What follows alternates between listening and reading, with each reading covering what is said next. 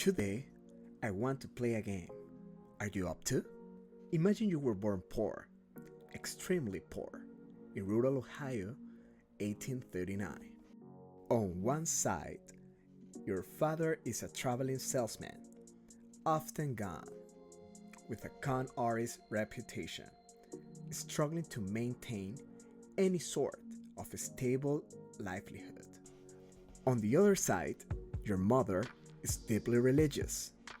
She teaches you the value of hard work, saving every penny and giving to the church, even when there's barely enough to eat. You grow up helping around the farm, doing small chores, counting every cent. No inheritance, no safety net, just a relentless, grinding reality. How will you become the wealthiest person on earth? Where do you start? Lately, I've been thinking a lot about how to reach my financial goals. Honestly, it's been overwhelming. I cannot help but feel like I'm behind.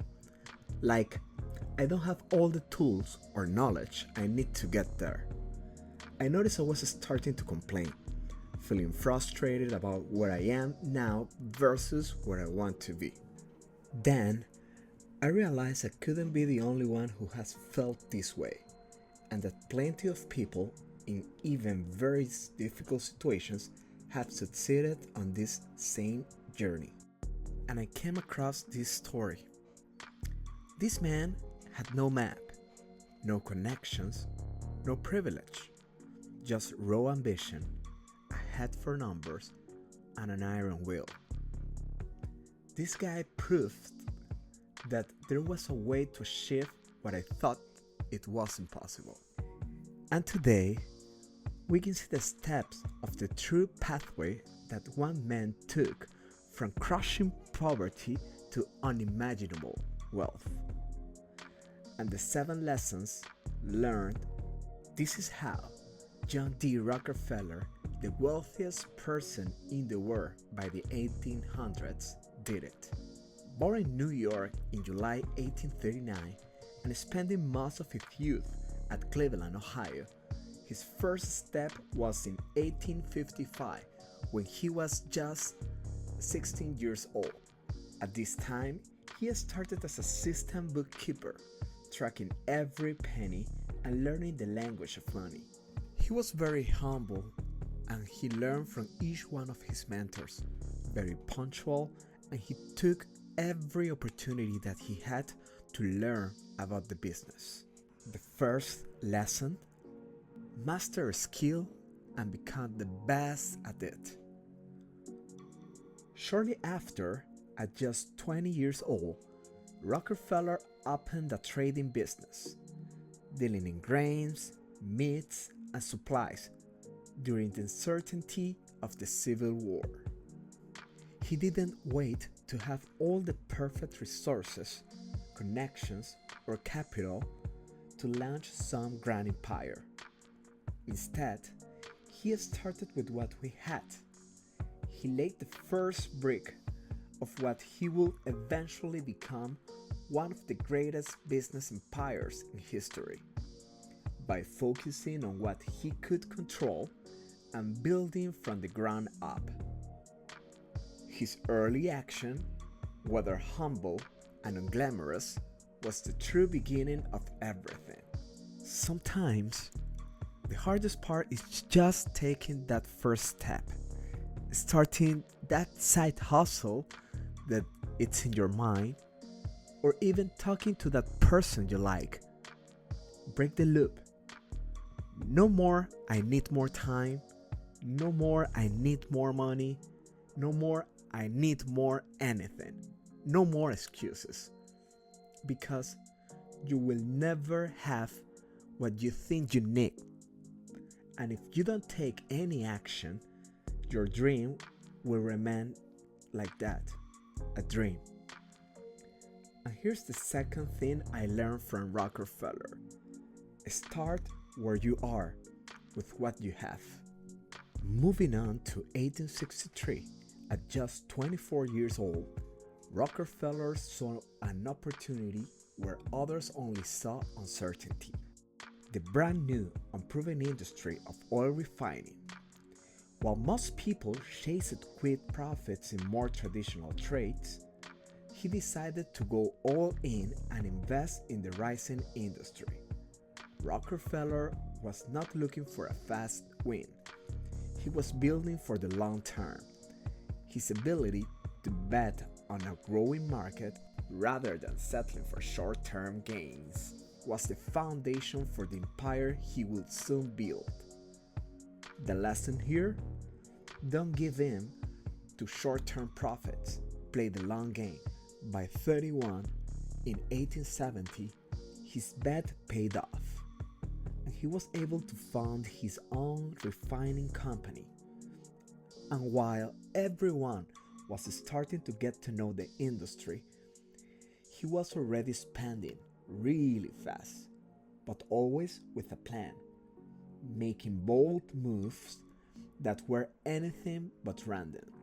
He started buying out competitors in the oil refining business, cutting costs, and improving efficiency in his operation. The idea being able to not rely on anyone else in the market. From here, maybe we can list a series of lessons, but let's summarize everything in only one sentence. The lesson here is: hone your competitive advantage. In his 30s and 40s, John D. Rockefeller evolved from a disciplined businessman into a master negotiator and a strategic thinker. This was the period when his empire truly began to take shape. He didn't just compete, he outperformed. He started alliances with the key players of the industry, making sure he always had the last word. He merged companies strategically, not just to grow, but to eliminate inefficiencies. This is how he got the best transportation deals with the major railroads, which allowed him to ship oil cheaper than his competitors. By the late 1880s, his skills in negotiation and consolidation helped him to control over 90% of the US oil market, not through brute force, but through strategic negotiation. And of course, there's a lesson from here. Partner smart, growth smarter. At 43, 1882, Rockefeller performed his master stroke. While the country struggled through the chaos of the long recession, he stayed focused. He brought together dozens of scattered oil operations into the Standard Oil Trust, a powerful and unified system that gave him unmatched control over the entire oil industry. This wasn't just smart, it was visionary. Rockefeller didn't just survive the crisis, he used it to build the first great industrial empire in history. And sure, forming a monopoly might not win you a lot of friends, but hey, even from the shady stuff, there's always something to learn. The sixth lesson is never waste a crisis. By his early 50s, in early 1890s, Rockefeller had achieved what most could barely imagine. He quietly controlled 90% of America's oil refining and distribution. No shortcuts, just decades of steady moves, quiet discipline, and long-term thinking coming together. The seventh and last lesson: play the long game. The real power doesn't come from winning today. It comes from building something that keeps winning for decades. As you can see, There was no luck, no shortcuts, just relentless discipline, quiet strategy, and the patience to play the long game. To put things in perspective, we can adjust John D. Rockefeller's fortune to today's money. Here are the top billionaires in the world as of today. I can't say the exact order based on their fortune, as it varies, but I know they're always fighting for the second place because John D. Rockefeller would likely still be the richest person in modern history.